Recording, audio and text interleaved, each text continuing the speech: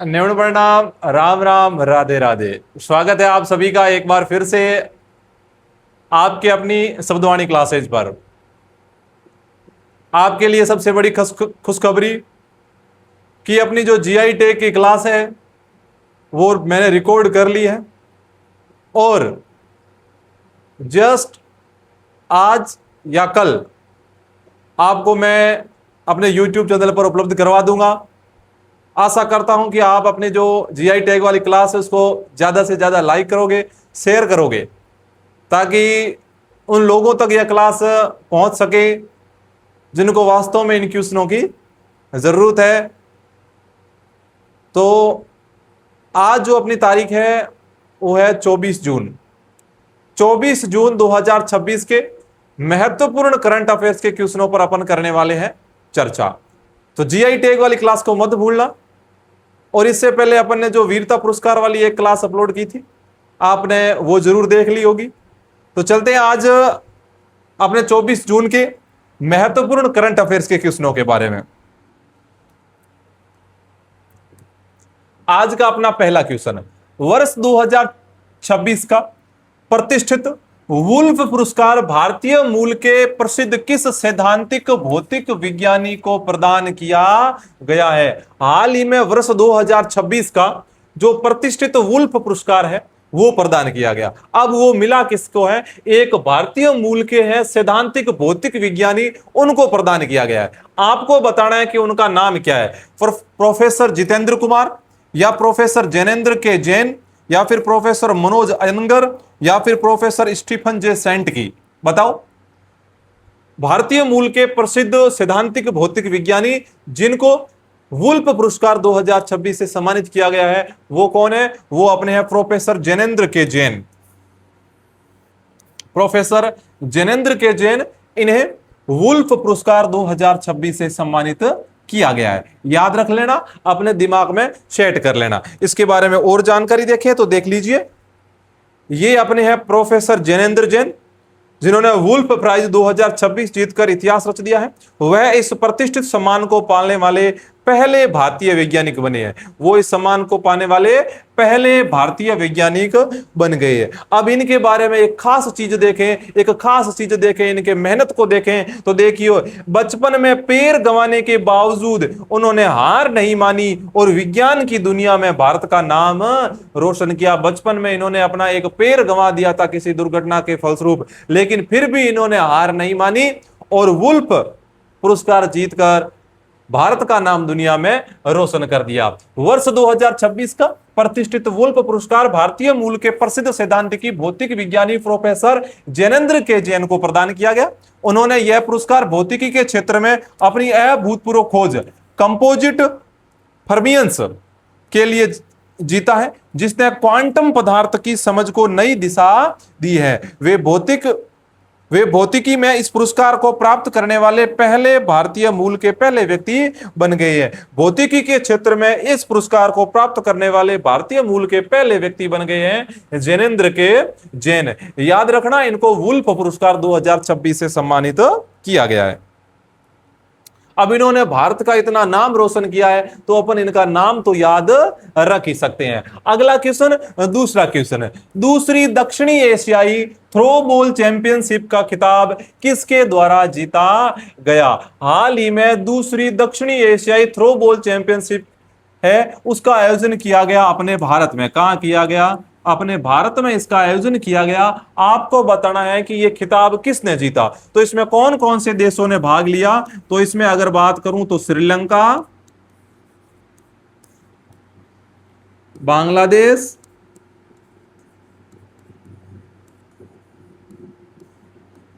नेपाल,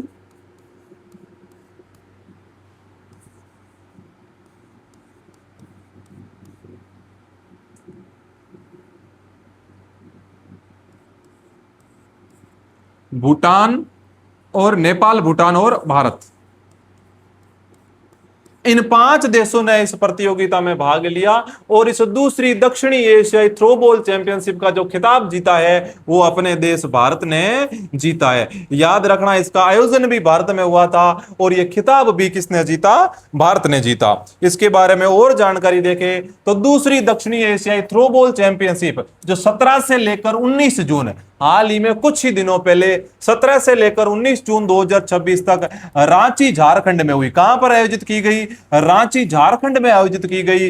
इसमें भारतीय थ्रोबॉल महासंघ द्वारा आयोजित इस टूर्नामेंट में भारत, नेपाल, भूटान, बांग्लादेश और श्रीलंका के अंतरराष्ट्रीय खिलाड़ियों ने भाग लिया। इसमें भारत ने किस क्षेत्र में? तो भारत के जो पुरुष और वर्ग, महिला वर्ग दोनों का खिताब भारत ने जीत लिया। जो पुरुष वर्ग और महिला वर्ग है, दोनों वर्गों का खिताब किसने जीत लिया? भारत ने जीत लिया। कौन सी प्रतियोगिता में? दूसरी दक्षिणी एशियाई थ्रोबॉल चैंपियनशिप में। आयोजन कहां हुआ? आयोजन हुआ था रांची झारखंड में। दिमाग में सेट कर लेना। अगला क्वेश्चन, तीसरा क्वेश्चन, जो क्रिकेट देखना पसंद करते हैं उनके लिए अच्छा क्वेश्चन है कि हाल ही में महिला T20 इंटरनेशनल में दुनिया की सबसे ज्यादा विकेट लेने वाली गेंदबाज कौन बनी है? जो हमेशा 24 घंटे क्रिकेट देखते रहते हैं, क्रिकेट का अगर विश्व का कोई मैच नहीं छोड़ते, भारत ए हो, भारत बी हो, वनडे हो, T20 हो, टेस्ट हो, महिला का हो, पुरुष का हो, जो प्रत्येक मैच देखते रहते हैं ना, उनको आप ये प्रश्न शेयर कर देना। पता चल जाएगा कि उनको कितना ज्ञान है और कितना ज्ञान नहीं है क्रिकेट के बारे में। जो हाल ही में महिला T20 इंटरनेशनल में दुनिया की सबसे ज्यादा विकेट लेने वाली गेंदबाज कौन बनी है? तो बताइए वह कौन सी महिला है? भारत की वह कौन सी महिला खिलाड़ी है जो महिला T20 इंटरनेशनल में दुनिया की सबसे ज्यादा विकेट लेने वाली खिलाड़ी बन गई है, गेंदबाज बन गई है? दीप्ति शर्मा, झूलन गोस्वामी, ऋचा घोष या स्मृति मंदाना? तो वो जो खिलाड़ी है उनका नाम है दीप्ति शर्मा। कौन है? दीप्ति शर्मा है जो महिला T20 इंटरनेशनल में दुनिया की सबसे ज्यादा विकेट लेने वाली खिलाड़ी बन गई है। अगर एक दिवसीय क्रिकेट की बात करें, मतलब अपन अगर वनडे की बात करें, किसकी बात करें? तो वनडे की बात करें तो उसमें सर्वाधिक विकेट है वो झूलन गोस्वामी की है। किसके है? अपने झूलन गोस्वामी के हैं। झूलन गोस्वामी भी भारतीय मूल की खिलाड़ी है और दीप्ति शर्मा भी अपने भारतीय खिलाड़ी है। इनके बारे में और जानकारी देखें तो ये देख लीजिए, दीप्ति शर्मा हाल ही में उन्होंने अंतरराष्ट्रीय स्तर पर सर्वाधिक विकेट लेने के मामले में झूलन गोस्वामी के सर्वकालिक रिकॉर्ड की बराबरी की है। अगर झूलन शर्मा की बात करें, अगर इनके वनडे में, टेस्ट में और जो T20 होता है, क्रिकेट के 3 फॉर्मेट होते हैं। वनडे मतलब 50-50 ओवर का, T20 मतलब 20-20 ओवर का, और टेस्ट क्रिकेट मतलब जो 4-5 दिन तक चलता है उसमें। इन तीनों फॉर्मेटों में सर्वाधिक विकेट किसके थे? तीनों फॉर्मेटों में सर्वाधिक विकेट झूलन गोस्वामी के थे। लेकिन वर्तमान में जो दीप्ति शर्मा है उन्होंने झूलन गोस्वामी की बराबरी कर ली है। और अगर विशेष बात करें T20 क्रिकेट की तो T20 इंटरनेशनल में दुनिया के सबसे ज्यादा विकेट दीप्ति शर्मा के नाम हो गए हैं। अंतरराष्ट्रीय महिला क्रिकेट के सभी प्रारूपों, टेस्ट, वनडे और T20 को मिलाकर संयुक्त रूप से सर्वाधिक विकेट लेने का रिकॉर्ड भारत की दीप्ति शर्मा और झूलन गोस्वामी के नाम है। इन दोनों गेंदबाजों के नाम अंतरराष्ट्रीय स्तर पर 355, अगर तीनों फॉर्मेटों में देखें तो इनके कितने विकेट हैं? 355 विकेट हैं। कितने? 355 विकेट हैं। उसमें से अगर दीप्ति शर्मा के T20 में विकेट देखें तो अकेले लगभग 166 के करीब विकेट हो गए हैं। ये देखिए, झूलन गोस्वामी भारत पूर्व भारतीय तेज गेंदबाज झूलन गोस्वामी ने अंतरराष्ट्रीय करियर में 355 विकेट लेकर कई वर्षों तक इस रिकॉर्ड पर अपना एकाधिकार बनाए रखा। महिला एक दिवसीय अंतरराष्ट्रीय मैचों में सर्वाधिक विकेट लेने का रिकॉर्ड भी इन्हीं के नाम है। अगर एक दिवसीय मतलब ओडीआई मतलब 50-50 ओवर का जो मैच होता है उसमें बात करें तो आज भी झूलन गोस्वामी का रिकॉर्ड है, इनके 218 विकेट हैं। लेकिन 166 विकेट लेने के साथ में जो T20 इंटरनेशनल क्रिकेट है उसमें सर्वाधिक विकेट हो गए अपने किसके? दीप्ति शर्मा के। अब तक आपके दिमाग में सेट नहीं होगा, एक बार और समझा देता हूं। क्रिकेट के 3 फॉर्मेट होते हैं। वनडे, अगर छोटे से बात करें तो T20, वनडे मतलब 1 दिन का, और टेस्ट मतलब 5 दिन का। जो T20 है उसमें सर्वाधिक विकेट किसके हो गए हैं? दीप्ति शर्मा के। किसके हो गए हैं? दीप्ति शर्मा के। और जो वनडे हैं उसमें सर्वाधिक विकेट किसके हैं? झूलन गोस्वामी के हैं। अगर इनके तीनों फॉर्मेटों के विकेटों को मिला दे तो इनके 355 विकेट है। अब आपको याद हो गया होगा।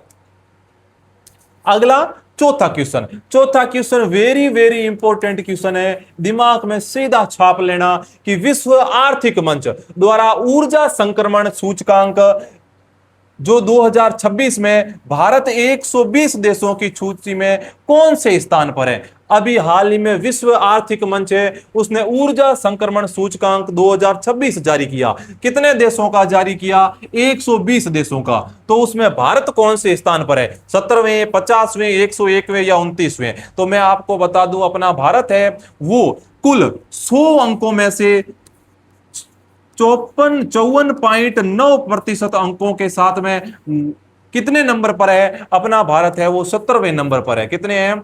17वें नंबर पर है। पिछले साल यही भारत की रैंकिंग 72वें नंबर थी। भारत ने अपनी रैंकिंग 2 स्तर कम करते हुए भारत ने अब 17वीं रैंक हासिल की है। मतलब धीरे धीरे भारत में जो ऊर्जा संक्रमण सूचकांक है उसमें भारत की प्रगति हो रही है, भारत धीरे धीरे ऊपर बढ़ रहा है। तो याद रखना, भारत कितने नंबर पर है? 17वें नंबर पर है। ये देख सकते हैं विश्व आर्थिक मंच द्वारा जारी ऊर्जा संक्रमण सूचकांक एनर्जी ट्रांजैक्शन इंडेक्स 2026 में भारत 120 देशों की सूची में 17वें स्थान पर है। भारत का कुल स्कोर 100 में से 54.9 है और इसे प्रमुख अर्थव्यवस्थाओं और वैश्विक स्तर पर सबसे मजबूत सुधार करने वाले देशों में से एक माना गया है। अब विश्व रैंकिंग देखें तो विश्व रैंकिंग में प्रथम स्थान है वो स्वीडन का है, दूसरा स्थान है वो फिनलैंड का है और तीसरा स्थान है वो डेनमार्क का है। इन्होंने प्रथम, द्वितीय और तृतीय स्थान प्राप्त कर लिया, स्वीडन, फिनलैंड और डेनमार्क ने। अगर भारत की प्रदर्शन की तुलना करें तो भारत ने पिछले साल से 2 स्थान की छलांग लगाई है। कितने स्थान की? 2 स्थान की छलांग लगाई है। चलते हैं अपने अगले क्वेश्चन, आज के 5वें क्वेश्चन की तरफ। अच्छा क्वेश्चन है। हाल ही में केंद्रीय रेल मंत्री अश्विनी वैष्णव, केंद्रीय रेल मंत्री कौन है? अश्विनी वैष्णव, और जो अपने राजस्थान के मुख्यमंत्री हैं श्री भजनलाल शर्मा के द्वारा जयपुर से किस रेलवे स्टेशन के बीच में, जयपुर से कौन से रेलवे स्टेशन के बीच में अमृत भारत एक्सप्रेस ट्रेन की शुरुआत की गई? हाल ही में अमृत भारत एक्सप्रेस ट्रेन की शुरुआत की गई जयपुर से लेकर बताओ कौन से रेलवे स्टेशन के बीच में?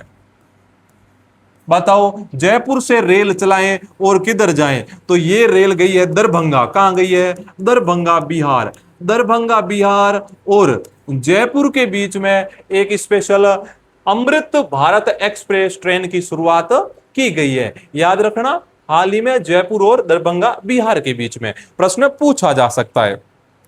अगला क्वेश्चन, देवास परियोजना का संबंध राजस्थान के किस जिले से है? देवास परियोजना एक परियोजना है, वेरी वेरी इंपॉर्टेंट है, वेरी वेरी इंपॉर्टेंट लगा देना, इसके ऊपर आप 1 स्टार लगा देना कि देवास परियोजना का संबंध राजस्थान के किस जिले से है। तो देवास परियोजना का जो संबंध है वो उदयपुर से, सवाईमाधोपुर से, प्रतापगढ़ से या बांसवाड़ा से? तो बताऊं, देवास परियोजना का संबंध उदयपुर जिले से है। किस जिले से है? उदयपुर जिले से। इसमें क्या किया जाएगा? इसमें जो उदयपुर की झीलें है, पिसोला झील, उदयपुर की जो 2 प्रमुख झीलें हैं, पिसोला झील और फतेह सागर झील,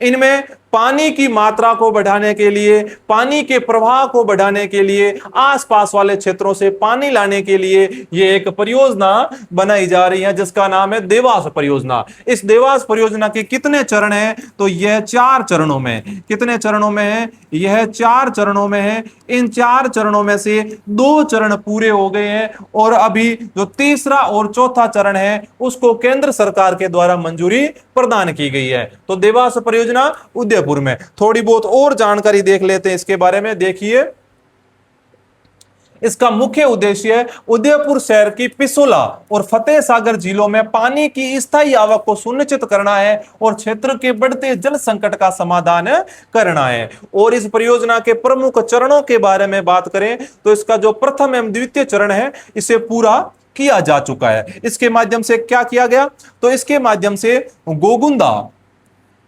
और आकोदड़ा, ये दो स्थान है, गोगुंदा और आकोदड़ा, यहां से जो उदयपुर की झीलें हैं वहां तक पानी पहुंचाया जाएगा। किसके माध्यम से, टनल के माध्यम से।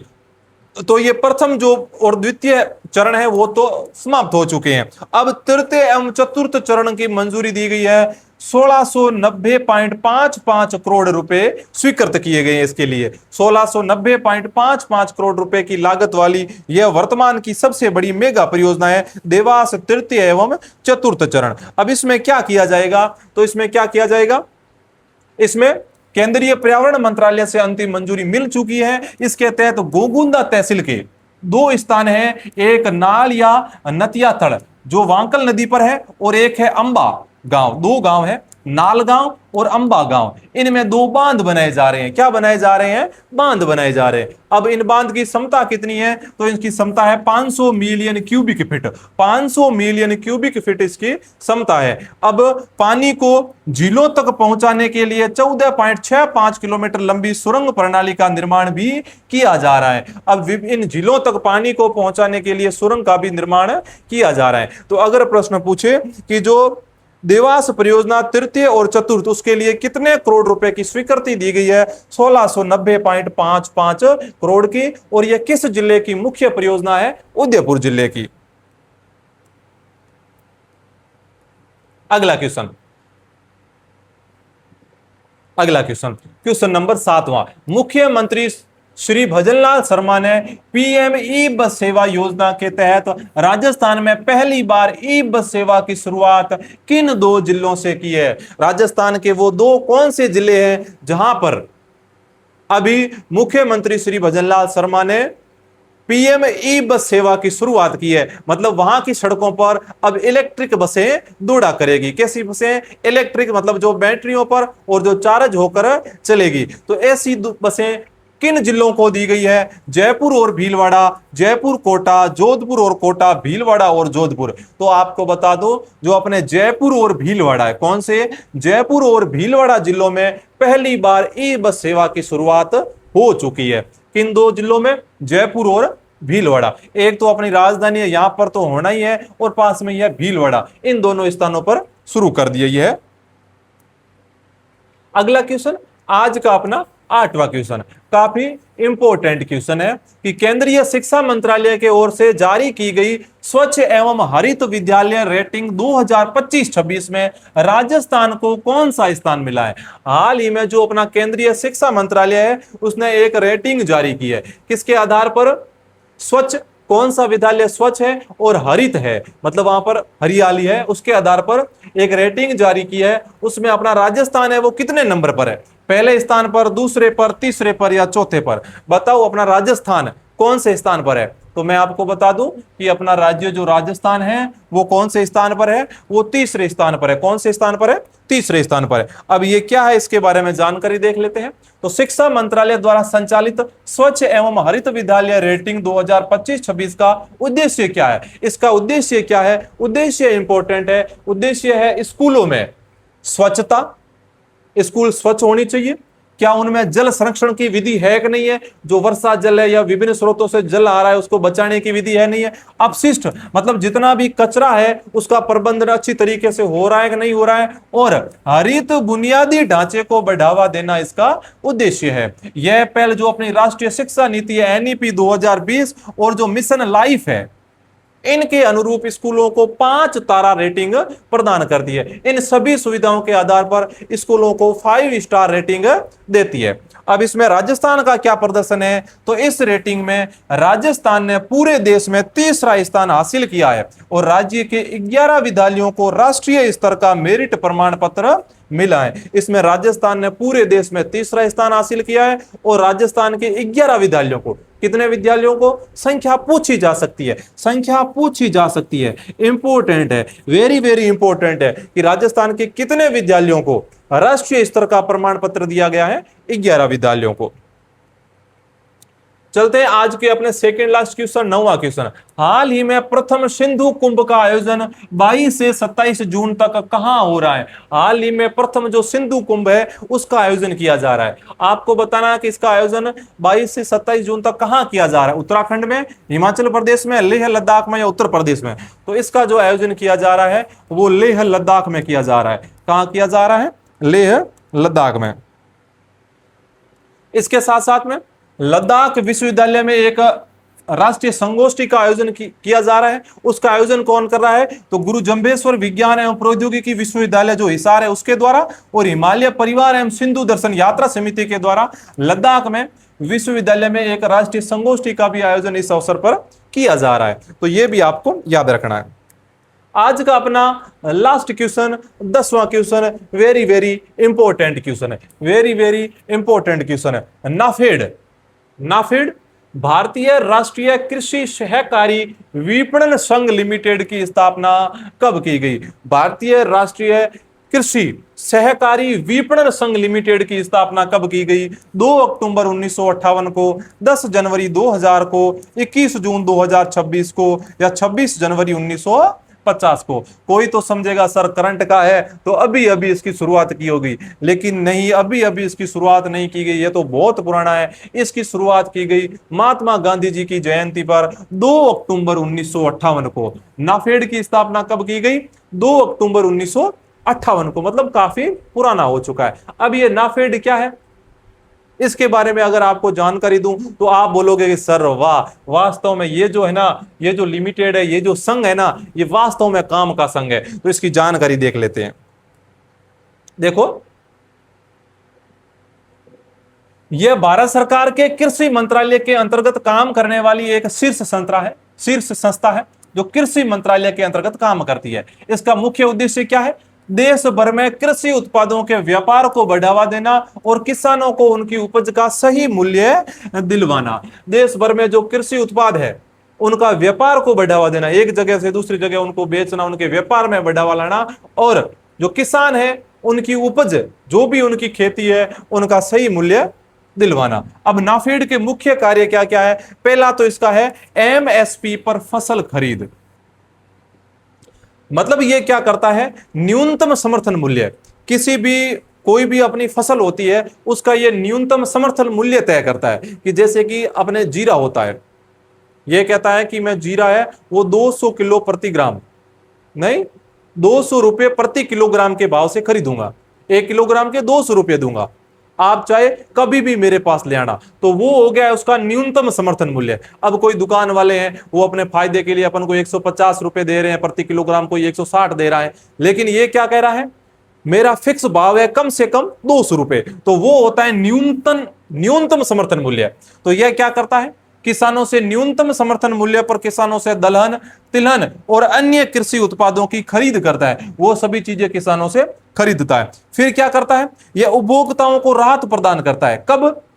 कभी कभार अपने देखो पीछे एक बार जो प्याज थे, टमाटर थे, वो सारे महंगे हो गए थे। तो ये क्या करता है? जब बाजार में प्याज है, टमाटर है, दाल है, इनके दाम बहुत बढ़ जाते हैं, तब नाफेड सरकार की तरफ से उचित दामों पर ये चीजें आम जनता को उपलब्ध कराता है। जब इन चीजों के दाम बढ़ जाते हैं तब ये क्या करता है? ये उन चीजों को सरकार की तरफ से जो ग्रामीण जनता है उनको उपलब्ध करवाता है। बहुत अच्छा संगठन है।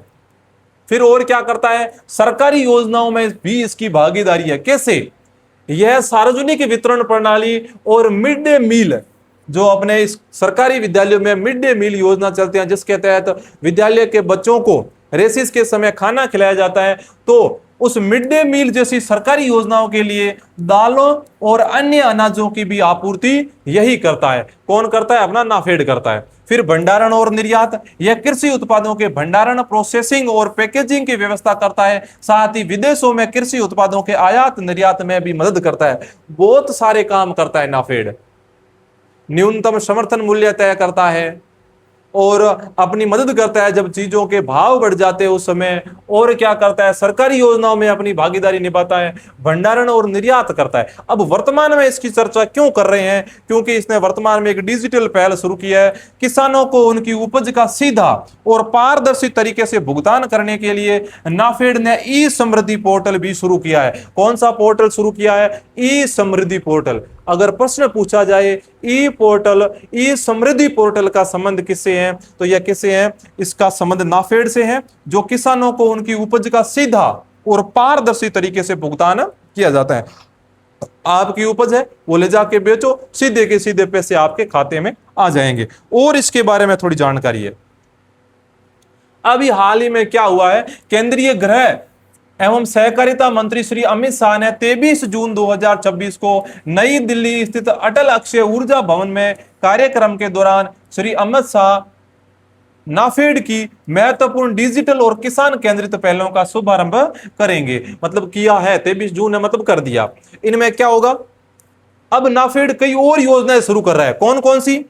नाफेड कल्याण छात्रवृत्ति, जो किसान के छात्र हैं उनके लिए योजना है नाफेड कल्याण छात्रवृत्ति। दलहन एवं तिलहन के इन्वेंट्री मैनेजमेंट के लिए दृष्टि पोर्टल, जो दलहन और तिलहन की फसल है उनके लिए दृष्टि पोर्टल। और एंटरप्राइज रिसोर्स प्लानिंग को मजबूत करने के लिए ईआरपी पोर्टल और ऑक्शन पोर्टल है एक, nafex.in।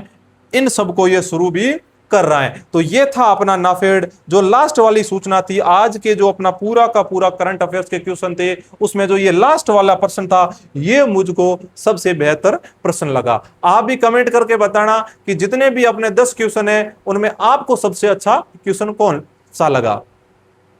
तो आपने और हमने मिलकर आज जो अपने 24 जून के महत्वपूर्ण करंट अफेयर्स के 10 क्वेश्चन थे उन पर चर्चा कर ली है।